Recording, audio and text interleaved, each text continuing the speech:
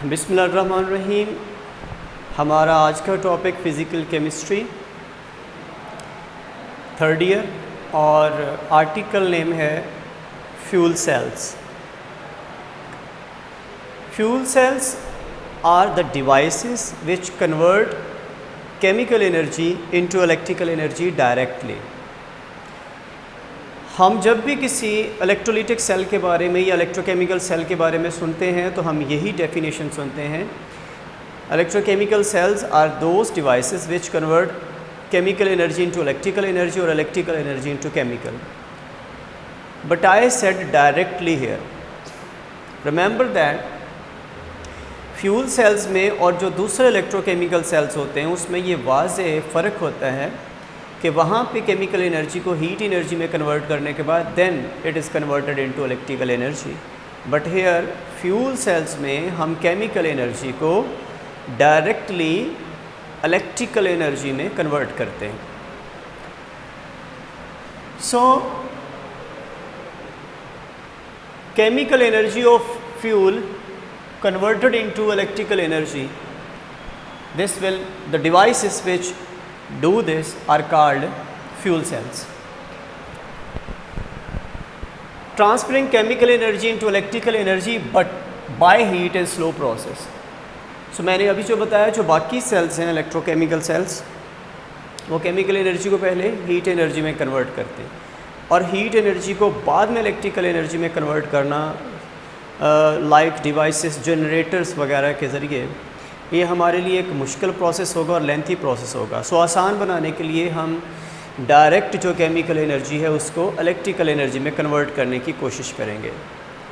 पहली दफ़ा इस पे जो काम हुआ, जो पहला फ्यूल सेल है 1839 में एक ब्रिटिश फिजिस्ट था और वो लॉयर भी था, sir James William Robert groove.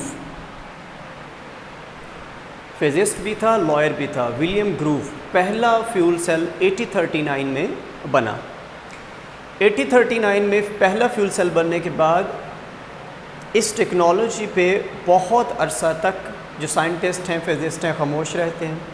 But एक दफ़ा फिर से जब स्पेस साइंसेस में एकदम से चेंज आता है, यानी बहुत बड़ी तब्दीलियाँ आना शुरू हो जाती हैं, स्पेस साइंसेस डेवलप होना शुरू होती है, तो पहली दफ़ा हमें ज़रूरत पड़ी फिर से फ्यूल सेल को रिवाइव करने की।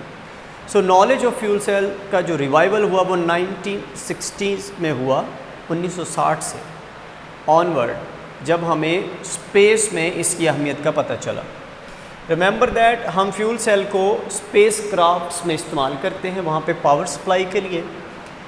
और जो एक बड़ा डिफरेंस है बैटरीज़ में और फ्यूल सेल्स में ये है, जो बैटरीज़ हैं जैसी इलेक्ट्रिकल एनर्जी केमिकल से इलेक्ट्रिकल में कन्वर्ट होती है, battery store this energy, but जो फ्यूल सेल्स होते हैं वो कंटिन्यूसली इस अमल को जारी रखते हैं। इनको डिसलॉज करने की ज़रूरत नहीं होती, आप लगातार फ्यूल को प्रोवाइड करते जाते हो और ये अपना काम करते जाएंगे। सो कंटिन्यूस प्रोसेस के साथ ये काम चलेगा। जब भी हम फ्यूल सेल में बात करते हैं तो एक चीज़ जो होती है वो फ्यूल के तौर पे इस्तेमाल होगी, second will be the oxidant. यहाँ पे ऑक्सीजन एक ऑक्सीडेंट होगा, फ्यूल आप चेंज कर सकते हो। इसी बेस पे हम मुख्तलिफ सेल्स जो इसकी जो टाइप्स हैं उसमें क्लासीफाई नहीं कर सकते हैं फ्यूल सेल्स को। लाइक हमारा फ्यूल हाइड्रोजन हो सकता है, oxidant will be oxygen, so this will be called the hydrogen oxygen fuel cell. हमारा फ्यूल हाइड्रोकार्बन हो सकता है, but again oxidant is oxygen, so this is hydrocarbon oxygen fuel cell. Then we can use carbon monoxide as a fuel. Oxidant is again oxygen. So we can use methyl alcohol as a fuel or solid coal as a fuel. Again, our oxidant will be oxygen.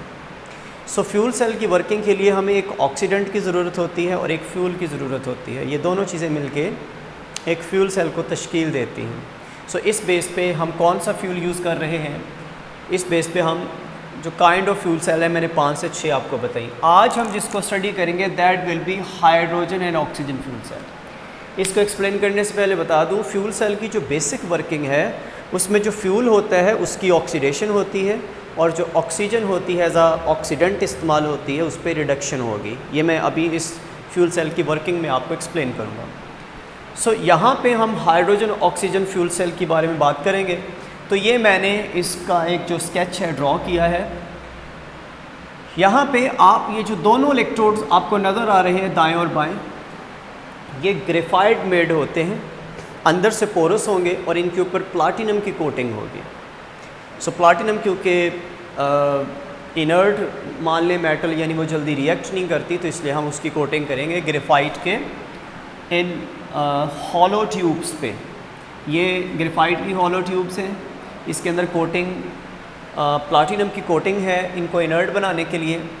Left side से आप hydrogen की जो intake है show करेंगे, right side से oxygen की। Left side will be the anodic part, right side will be the cathodic part. जैसे हम एक आम गैल्वेनिक सेल में देखते हैं, अक्सर एनोड के ऊपर वैसे पॉजिटिव चार्ज होता है, बट नेगेटिव साइन क्यों शो की जाती है? Due to accumulation of charge. ये हम गैल्वेनिक सेल के लेक्चर में इसको पढ़ चुके हैं। और इसी तरह कैथोड पे नेगेटिव चार्ज होता है बट पॉजिटिव चार्ज इसलिए लिखा गया है एक्यूमुलेशन ऑफ चार्ज की बेस पे। जब तक हम कोई साल्ट ब्रिज नहीं लगाते तो ये डेवलप होता रहता है, उसके बाद साल्ट ब्रिज के लगाते ही ये न्यूट्रलाइज हो जाएंगे, अपनी पहली वाली हालत में होंगे। सो इसको मिस्टेकनली मत लें कि एनोड पे नेगेटिव लिखा और कैथोड पे पॉजिटिव।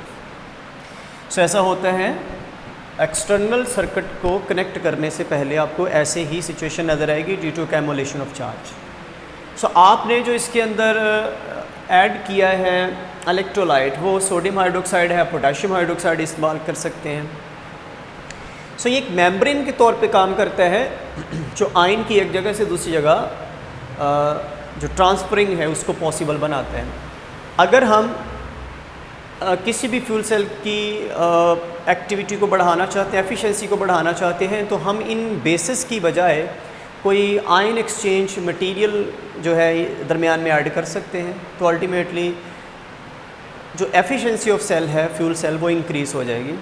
असल में जो आयन एक्सचेंज हम मेम्ब्रेन यूज़ करेंगे वो आयन की पैसेज में रुकावट नहीं डालेगी, बट सोडियम हाइड्रोक्साइड जो है इसमें क्योंकि ख़ुद इसके अपने आयन्स बनते हैं तो थोड़ी बहुत जो हिंड्रेंस है मूवमेंट ऑफ आयन्स में आपको नज़र आएगी। सो अल्टीमेटली अब इनके जो रिएक्शंस है वो बताता चलूँ। पहले मैं कैथोड का रिएक्शन बता दूँ। कैथोड पे ऑक्सीजन होती है, ये जो ऑक्सीजन है क्योंकि ये वाटर सोल्यूशन होता है सोडियम हाइड्रोक्साइड, तो कैथोड से 2 इलेक्ट्रॉन लेके ये हाइड्रोक्सल आयन बनाता है। यही हाइड्रोक्सल आयन जो है एनोडिक पार्ट में हाइड्रोजन के साथ रिएक्ट करके 2 मॉलिक्यूल जो है वाटर के देते हैं और इलेक्ट्रॉन रिलीज़ होता है। इसी रिएक्शन को मैं 2 हिस्सों में तकसीम करता चलूँ।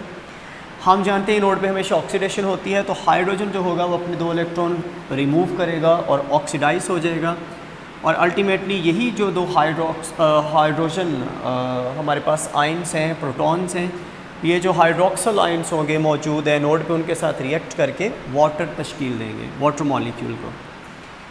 अगर आप ओवरऑल रिएक्शन लिखना चाहें तो हम ये कह सकते हैं कि hydrogen from the anode and oxygen from cathode mix up to make H2O। So this is the by product.